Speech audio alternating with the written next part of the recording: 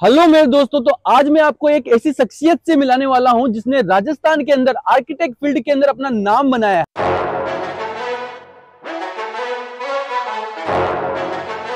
और उनका काम ही उनकी पहचान है। तो दोस्तों, आज हमारे साथ में है अर्थकोण आर्किटेक्ट के ओनर मिस्टर फिरोज खान, जिन्होंने 30 साल के अंदर अपने नाम को बुलंदी तक पहुंचाया है।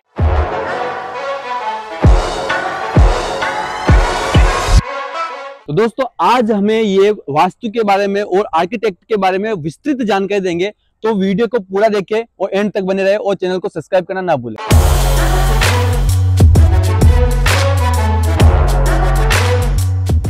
वास्तु वाकई में है क्या और इसका हमारे जीवन पे क्या इफेक्ट पड़ता है? वास्तु जो है वो पूरी तरह वैज्ञानिक रूप से है। वैज्ञानिक रूप से मैं इसलिए कह रहा हूँ कि इसका जो सटीक उदाहरण मैं आपको दे दूँ कि जिस तरह किचन बनाई गई है साउथ और ईस्ट में। साउथ ईस्ट में इसलिए किचन बनाई गई है कि जब सुबह सूरज की रोशनी सुबह उठती है और शाम तक उसमें धूप रहती है। धूप रहने से 12 ही महीने अपने किचन में जो मसाले रहते हैं वो उसमें ख़राब नहीं हो, इसलिए उसका साउथ और ईस्ट में उसको दिया गया है। अब लोग बाग इसको अगर ये सोच के कि आपका मकान पूरब दिशा में है और आप उसको साउथ ईस्ट में बनाओगे ना, तो आपके मकान में धूप नहीं आएगी, आपके लाइट्स नहीं आएगी, तो वो किचन वहाँ पे नहीं बनाना चाहिए साउथ ईस्ट में। उसका एक वैकल्पिक रूप भी है। तो ज़्यादातर आदमी सिर्फ वास्तु को फॉलो करके अगर आप कंस्ट्रक्शन करोगे ना, तो आपको हमेशा दिक्कत का सामना करना पड़ेगा। उसके लिए बेटर ये है कि आप कंसल्टिंग व्यक्ति से जो होता है ना, जो वास्तुविद होता है, आप उससे संपर्क करें। जैसे कि आप 20 लाख रुपए 25 लाख रुपए मकान में लगा रहे हैं और आप छोटी सी चीज़ के लिए कि आप के मेरे उतने पैसे लग जाएंगे कि 20,000 रुपये 25,000 रुपये हमारा वास्तुकार ले लेगा, तो वो आपका सिर्फ पैसा इतना से ले रहा है, बट वो आपका समय पे जो चीज़ें होती है ना, वो उस वक्त वो सही करके देता है आपको। और आपके जैसे कि आपके हर चीज़ का गृह स्वामी का घर किधर होना चाहिए, मंदिर कहाँ होना चाहिए, पानी का टैंक कहाँ होना चाहिए, लेटरिन का टैंक कहाँ होना चाहिए, वो हर चीज़ की डिटेल आपको वास्तुकार उसमें देता है। आपको आर्किटेक्ट का काम ही यही रहता है कि आपको सुंदर सा मकान बना के दे और वास्तु के अकॉर्डिंग मकान बना के दे। एक सा सवाल है कि जो साउथ फेसिंग जो मकान रहते हैं तो वो अशुभ माने जाते हैं, तो उसका कोई निवारण हो सकता है? हाँ बिल्कुल है। साउथ फेसिंग मकान में अधिकतर लोगों का मानना होता है कि साउथ फेसिंग जो होता है वो अशुभ रहता है। उसका अशुभ का बहुत जड़ा तो नहीं रहता है, बट उसके कुछ उपाय हैं कि उस कहते हैं कि बुरी आत्माओं का या बुरी जो रोग का या बुरे तरह के सपने आने का उसमें कारण रहता है। तो उसके लिए क्या हो कि आपने बाउंड्री वॉल के ऊपर कांटेदार पौधे लगाए जाए, या कांटेदार हेक्टस है, गुलाब का है जिसमें कांटे हो, उसका अगर आपने पौधे लगाए जाएंगे तो उससे उसका आत्माओं का प्रभाव कम रहेगा। उसका निवारण यही हो सकता है साउथ फेसिंग का। एक सर, आजकल कॉमन सी चीजें देखने को मिलती है कि घर में बहुत सारी लड़ाइयाँ होती है, पति पत्नी में अनबन सा रहता है, तो क्या ये वास्तु दोष का कोई कारण है?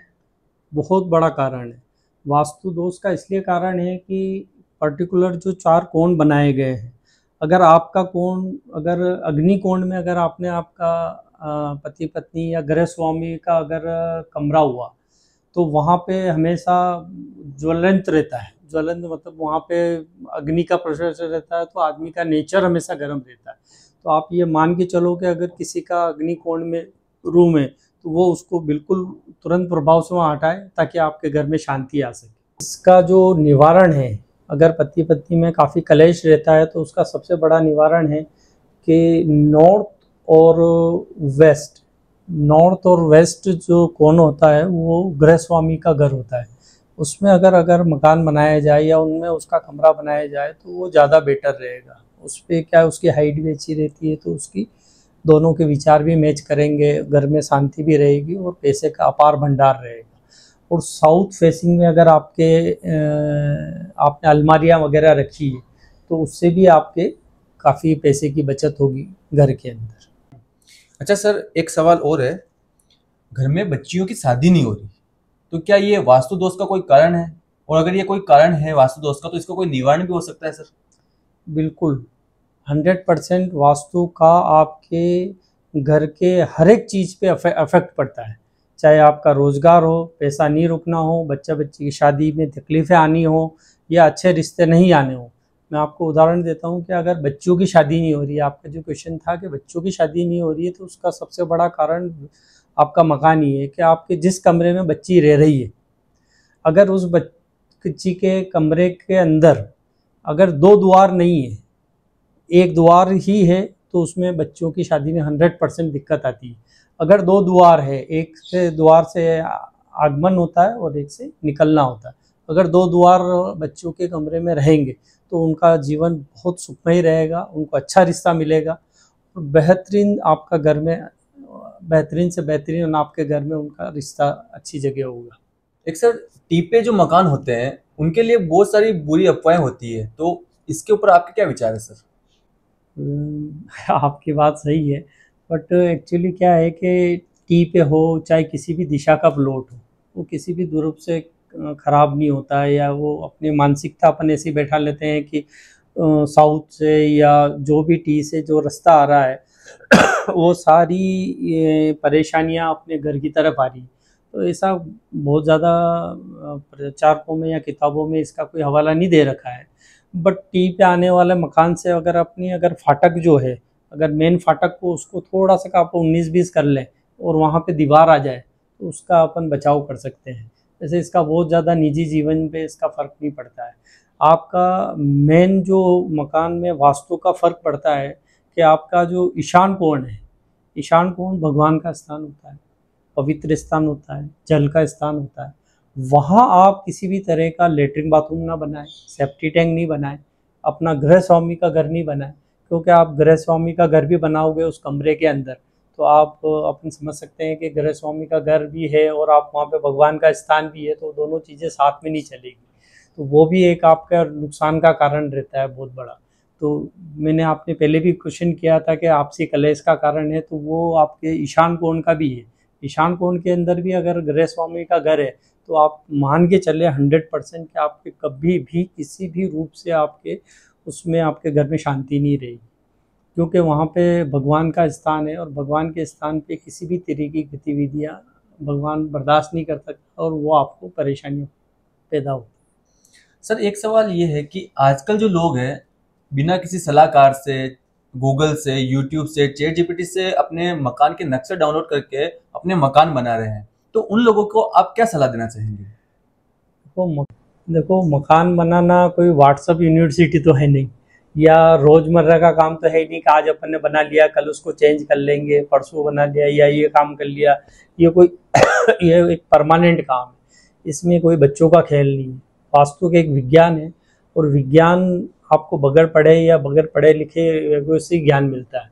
आपको 100% आपको नक्शा बनाना चाहिए, आपको वास्तुकार या इंजीनियर रखना चाहिए। आज आप 30 लाख 40 लाख रुपए का मकान बनाते हैं, अब 40 लाख रुपए के मकान में अगर आप 30-40 हज़ार रुपये किसी इंजीनियर को देते हैं, तो वो आपका मकान बहुत सुंदर बनाता है, अपना पूरा दिमाग लगाता है, आपके मकान में हर एक चीज़ उसको वास्तु के अनुसार बनाने की कोशिश। आप सोचो कि आपने एक भी चीज़ अगर गलत बना दी, आपने सपोज किया कि सेप्टिक टैंक ही आपने ईशान कोण में बना दिया, या आपने कोई सा भी लेटरिन बाथरूम का कोण है, किचन गलत बना दी है, सब कुछ स्टेयरकेस गलत बना दी है, या आपने किसी भी तरह से कोई भी गलती कर दी, तो आपको जीवन भर पछताना पड़ेगा। आपके वो 30 लाख 40 लाख रुपए को हर आने वाला आदमी आपको कहेगा आपके कोई भी परेशानी इस कारण हो, फिर आप उसको बदलने के लिए आपको कितना पैसा खर्च करना पड़ेगा। सही। उससे बेटर रहने का आप कोई वास्तुकार रखें, उससे नक्शा बनाएं, उससे कंस्ट्रक्शन कराएं, तो आपका मकान भी अच्छा बनेगा, आपका जीवन यापन भी अच्छे से होगा, आपके जीवन में कोई परेशानियां नहीं आएगी, आपके रोजगार में फलीभूत होगा, आपके बचत होगी। अपन कहते हैं ना कि यार आज हमने कमाया तो इतना है, भाई पैसा नहीं बच रहा है, भाई पैसा नहीं बचने का कारण भी वास्तु दोष है कि आपका घर किस कोण में आपकी क्या चीज़ बननी चाहिए, अगर वो नहीं बनी है तो आपके घर में बरकत नहीं होगी, पैसा नहीं बचेगा। तो ये सारी छोटी मोटी चीज़ों को आप व्हाट्सएप से या किसी चीज़ से आप कैसे मकान बना सकता है कोई आदमी, यार ताज्जुब की बात है। लोग करते हैं तो बहुत गलत काम करते हैं, क्योंकि वो अपना जीवन भर का जो पैसा है ना, देखो मकान बनाना एक ही बार बनाता है आदमी, वो कभी भी दोबारा नहीं बनता। मकान एक ही बार बनता है, तो उसको कम्प्लीटली उसको ऐसा मकान बनाना चाहिए कि उसको बार बार तो होगा नहीं कि यार मैं 2 साल बाद वापस उसकी फर्शी चेंज कर लूँगा या दरवाज़ा चेंज कर लूँगा या किचन चेंज कर लूँगा या रूम चेंज कर लूँगा, ऐसा तो कभी होता नहीं है। तो उसको पूरी तरह संतुष्ट होकर ही मकान बनाना चाहिए। मेरी राय तो यही है कि किसी भी तरह से आप इसको इग्नोर ना करें और पूरे वास्तु के अनुसार आप अपना मकान का डिज़ाइन बनाएं। आप भी अपने जीवन में सुख शांति चाहते हैं, आपकी भी लाइफ में बरकत हो, पैसे की आवक कभी ना रुके, और आप भी अपने घर को वास्तु के हिसाब से डिजाइन करवाना चाहते हैं, तो अर्थकोण आर्किटेक्ट से जरूर कांटेक्ट करें दोस्तों।